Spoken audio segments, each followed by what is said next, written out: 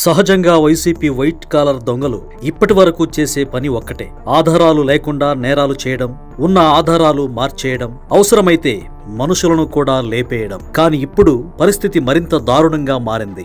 ఏకంగా కోర్టులో ఉన్న ఆధారాలనే మాయం చేసే స్థాయికి చేరుతున్నారు ఈ వైసీపీ వైట్ కాలర్ దొంగలు. వివరాల్లోకి వెళితే, నాడు వైసీపీ ప్రతిపక్షంలో ఉన్న సమయంలో వైసీపీ నేత కాకాణి గోవర్ధన్ రెడ్డి కొన్ని డాక్యుమెంట్లు చూపిస్తూ టీడీపీ నేత సోమిరెడ్డి చంద్రమోహన్ రెడ్డికి విదేశాల్లో ఆస్తులున్నాయంటూ అసత్యపు ఆరోపణలు చేశాడు. అయితే వాటిని సవాల్ చేస్తూ సోమిరెడ్డి తనకు విదేశాల్లో ఆస్తులు లేవని, అవి ఫోర్జరీ డాక్యుమెంట్లని కోర్టును ఆశ్రయించాడు. ఈ వ్యవహారం మొత్తాన్ని కోర్టు సిఐడికి అప్పగించింది. విచారణ చేసిన సిఐడి అవి ఫోర్జరీ డాక్యుమెంట్లని, వైసీపీ నేత తప్పుడు ఆధారాలతో మాట్లాడాడని నిర్ధారించి ఆధారాలతో సహా సేకరించి కోర్టుకు అప్పగించింది. ఇక మిగిలింది ఒక్కటే, ఈ కేసు విచారణకు రావడం, ఫైల్స్ చూడడం, శిక్ష వేయడం. ఈ ప్రక్రియ మొత్తం పూర్తయ్యే సమయానికి జగన్ అధికారంలోకి వచ్చేశాడు. ఇంకేముంది, ఆ కేసు ముందుకు సాగకపోగా 2023లో ఆ నేరస్తుడిని జగన్ మంత్రిగా చేశారు. మంత్రి అయ్యే ముందు రోజు కోర్టులో దొంగలు పడి సరిగ్గా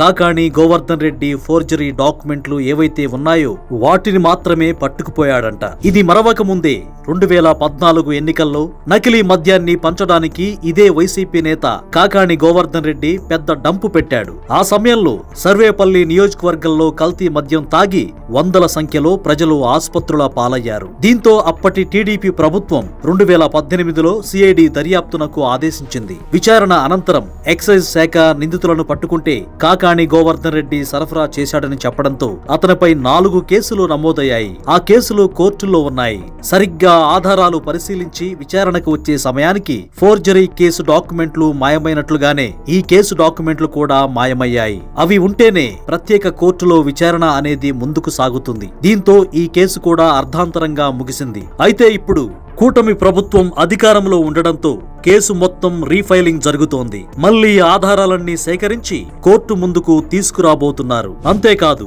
ఆయన సతీమణి ఊరు వావిలేటిపాడులో భూములు కబ్జా చేశారు. దీనిపై కేసు నమోదవగా దానికి సంబంధించిన ఫైలు కూడా మాయమైంది. నెల్లూరు కలెక్టర్ అధికారులపై తీవ్ర స్థాయిలో మండిపడ్డారు. అవసరమైతే ఉద్యోగం నుంచి డిస్మిస్ చేస్తానని హెచ్చరించారు. చిత్రంగా ఆ ఫైలు మళ్లీ అక్కడికి చేరింది. దీంతో కోర్టులో పనిచేసే వారి దొంగలుగా ఉండి కాకానికి సహకరిస్తున్నట్లు స్పష్టంగా అర్థమవుతోంది. చంద్రబాబు ఎంత సీరియస్ గా యాక్షన్ తీసుకున్నా ప్రతి కేసు దగ్గరుండి చూసుకోలేడు కదా. మీరు గమనిస్తే వ్యవస్థల్లోనే దొంగలున్నారు, ప్రజల్లోనే అవినీతిపరులున్నారు.